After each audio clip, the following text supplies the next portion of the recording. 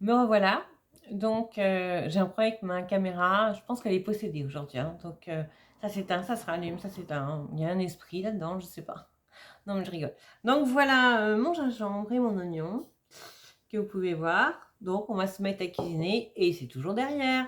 À tout de suite. Je reviens vers vous. Donc, voilà, je fais chauffer ma petite poêle. Et surtout, il faut parfumer votre poêle avant de mettre la viande, les oignons, etc. Donc parfumer sa poêle, c'est mettre les épices dans l'huile quand elle sera chaude. Je cherche quand elle sera chaude pour bien parfumer sa poêle et du coup les aliments reprennent un autre goût et sont délicieux bien entendu. Donc voilà, je bouge mon huile. Alors j'ai une poêle qui est pas top, hein. Voilà, ça y est, ça va mieux. Gazinière non plus, je dois dire ça y est. Donc je vais mettre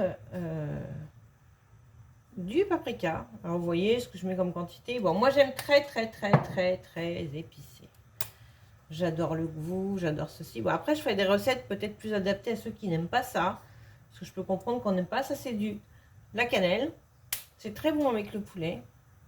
Je prends exclusivement mes produits chez Aldi, hein, parce que je trouve qu'ils sont pas chers et ils sont très bons. Donc là ensuite je rajoute du curry. Alors, qu'est-ce qu'on peut rajouter de beau? De l'ail semoule. C'est très bon. Voilà. Et là, ça commence à buller. Donc, comment ça commence à buller? On bouge un petit peu. Ça bulle, ça bulle. Voilà. On va rajouter notre oignon. Voilà notre oignon. On enlève ça. On n'en a pas besoin.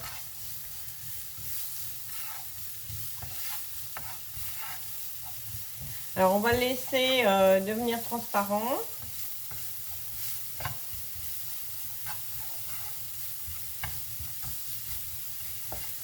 Voilà.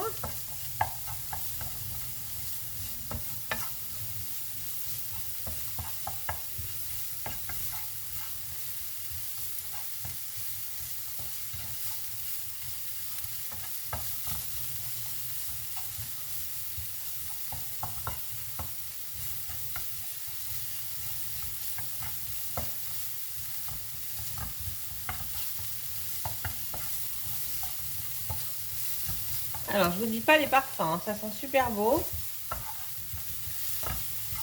Super bon, pardon. Oh là là, je crois que c'est la chaleur, là. Je suis fatiguée, je sais pas vous, mais alors, je suis épuisée par cette chaleur qu'il y a eu et ça descend toujours pas pour le moment.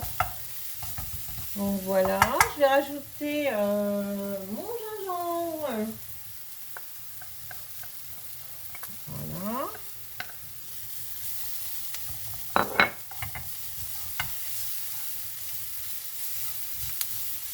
Ça sent bon, hein.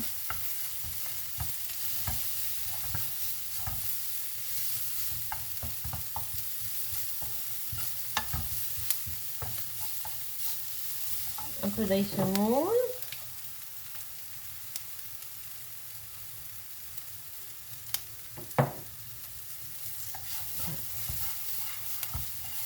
Pas trop parce que de toute façon ça va brûler sinon.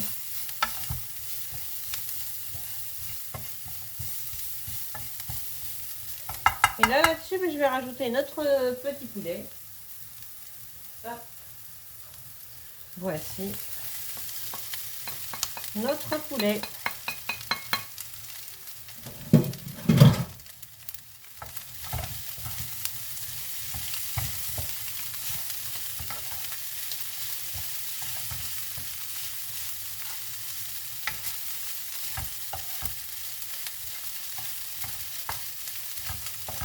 Voilà, je vais laisser cuire un peu. Je reviens vers vous ensuite, hein. Alors, je vais saler. Évidemment, le blanc n'est pas salé, donc je sale un petit peu. Et je vais rajouter, pour déglacer, le jus de la moitié d'un citron. Voici la moitié de mon citron que je verse dessus. Voilà, on va faire remonter tous les sucres. Du bruit. Voilà. Et ça va permettre à tous les parfums de bien se diffuser dans la viande et rendre la viande beaucoup plus moelleuse. Pardon. Voilà, je vais rajouter un petit peu d'eau aussi également. Voilà, ça fait une petite quantité comme ça.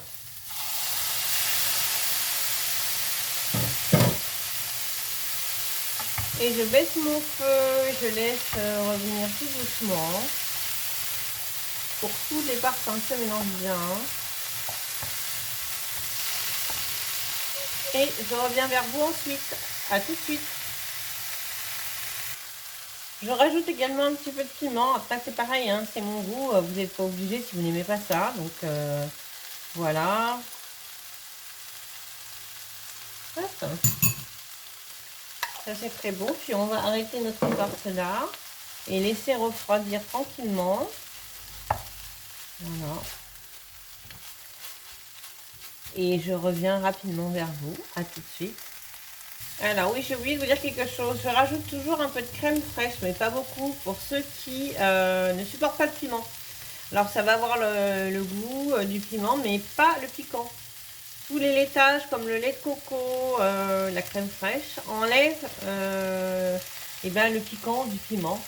Donc en plus, on peut mieux digérer. Bon, après, j'en ai pas beaucoup non plus. Hein. C'est pas la peine de manger trop gras. Voilà. Et puis ça lie bien mon poulet. Voilà. J'avais oublié de vous dire ça, j'en suis désolée. Voilà, puis vous voyez que ma farce, elle est quand même plus onctueuse. Voilà, ce coup-ci, maintenant, je laisse refroidir et je reviens. À tout de suite.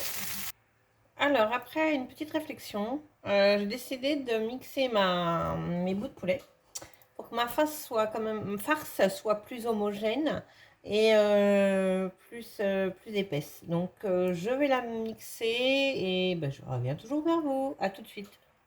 Alors, pas la peine de faire un super gros mixage, hein, c'est juste vraiment un petit mixage. Hein, vous voyez, ça donne une espèce de pâte. Donc voilà. Donc je vais mettre ça dans un ramequin, je reviens. Alors voici mes feuilles de briques. Donc je prends cette marque-là, toujours pareil chez Aldi. J'aime bien c'est Aldi. Donc voilà.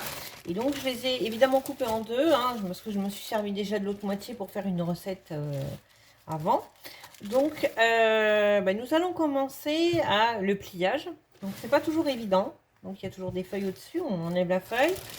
Moi je n'aime pas qu'on fasse tout à l'huile. C'est pas forcément très bon déjà. Et puis le poulet il est déjà cuit dans l'huile. Donc hop, je détache ma feuille de brique. Je prends un peu d'eau. Voilà. Un petit peu d'eau que je mets dans mon ramequin. Je ne sais pas si vous voyez. Voilà, je vais rajouter de l'huile. Alors, chacun fait comme il veut. Là, moi, je suis à court d'huile d'olive. D'habitude, je cuisine qu'à l'huile d'olive, mais bon. Bref. Je vais mettre de l'huile de tournesol.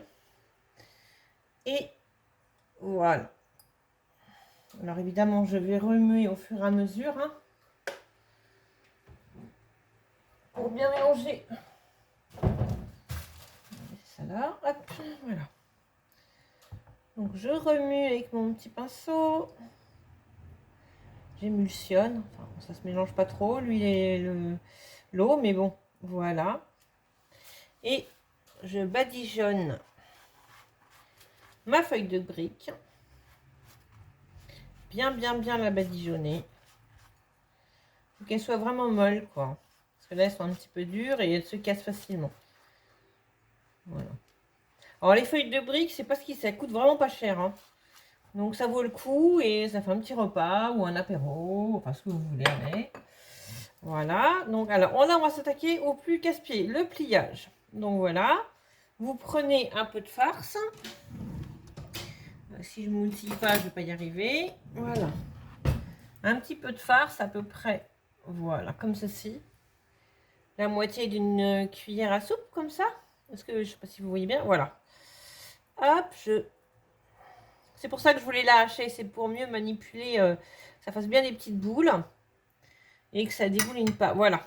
Ensuite, je rabats.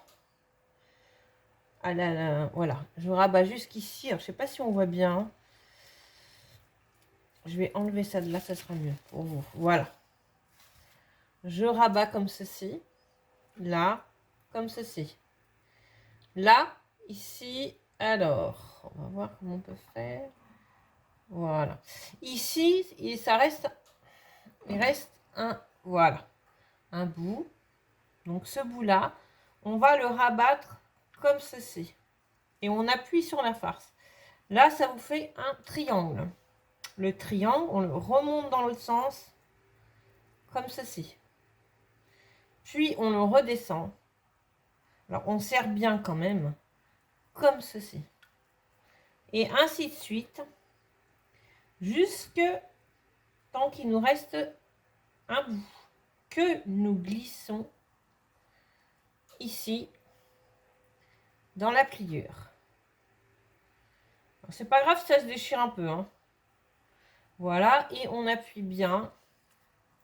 On étale bien la farce à l'intérieur. Et voici notre joli petit samoussa. Et voilà. Donc on en refait un autre. Toujours le même système, je badigeonne. Alors je le badigeonne sur le papier parce que c'est mieux, sinon sur le bois j'aime pas trop. Il est déjà humide, donc c'est pas la peine d'en rajouter et que votre pâte glisse. Votre feuille plutôt. Voici. On recommence. C'est pas compliqué, mais souvent vous avez les dessins sur, comment dirais-je, sur les emballages. Vous pouvez voir sur internet, après tout, maintenant sur internet on voit tout. Donc voilà. Alors, je reprends la moitié de ma farce de poulet que je pose ici, que je replie ma feuille.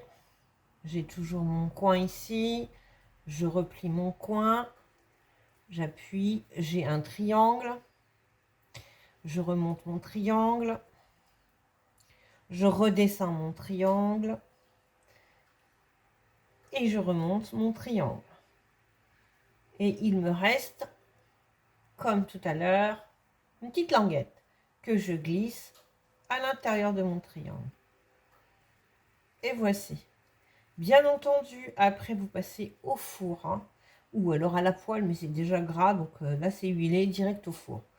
Vous préchauffez votre four à 180 degrés, vous les mettez quoi, 10 minutes, un quart d'heure à peu près, puis vous les retournez surtout. Voilà. Donc là, je vais continuer tranquillement, je ne vais pas faire tous les feuilles de briques devant vous parce qu'il y en a pour un petit moment.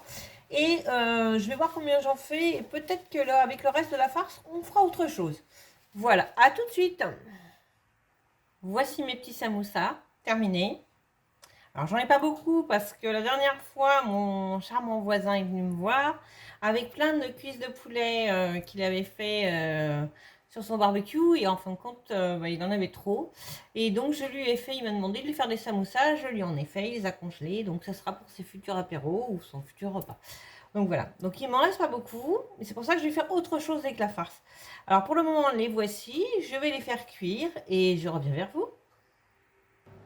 Alors moi je vais les faire cuire dans mon micro-ondes. Alors attention, c'est pas la fonction micro-ondes, c'est la fonction grille. Parce que mon four là, avec la chaleur, c'est même pas la peine. Donc c'est insoutenable. J'ai juste préchauffé mon micro-ondes qui va griller mes samoussas. Et ensuite, je vais revenir vers vous. Et nous allons voir ce que nous allons faire du reste de la farce. A tout de suite. Alors, nos samoussas sont prêts, cuits. Voilà.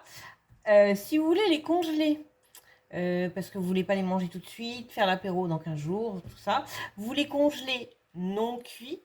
Donc, ce que vous faites pour les congeler et que votre... Donc, ça, c'est mon astuce du jour. Hein, et que votre samoussa ne... Parce qu'il faut une assiette. Hein, votre samoussa ne colle pas l'assiette, sinon la pâte va s'arracher. Vous prenez une feuille de papier sulfurisé. Vous y mettez, je répète bien, les samoussas crus. Là, ils sont cuits, mais crus. Voilà. Comme ceci. Vous mettez la quantité que vous voulez congeler et vous rabattez. D'accord? Et après, donc ils ne vont pas se congeler, se coller les uns aux autres et vous pourrez les mettre, quand ils seront congelés, dans un pochon et prendre la quantité que vous voulez. Voilà. Voici, donc c'est terminé, j'ai coupé. La farce tient très bien, ça tient très bien. Il n'y a pas de souci, rien ne tombe, tout se passe bien. Donc voilà, vous pouvez manger ça avec une salade, à l'apéro, enfin comme vous voulez. Voilà, j'espère que ma recette vous a plu. Je vous prépare la seconde recette dans un instant, ça sera dans une deuxième vidéo. À plus tard, au revoir, à bientôt.